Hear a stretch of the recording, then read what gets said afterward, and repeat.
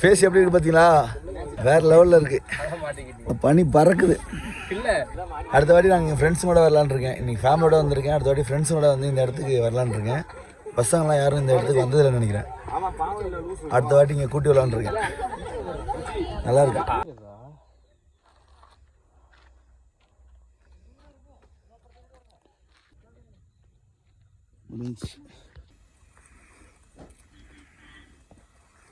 சுற்றி வர எதுவுமே தெரியலையே.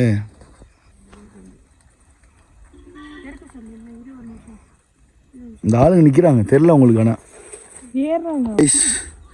நாங்கள் இங்கேருந்து கிளம்ப போகிறோம். மேகத்தை பார்த்தீங்களா எப்படி இருக்குன்னு? நாங்கள் முதல்ல அந்த மரத்துக்கிட்ட தான் ஃபோட்டோ எடுத்தோம். இது ஃபுல்லாக ரவுண்ட் அடிச்சுட்டு வந்தீங்கன்னா டயர்டாயிரும்.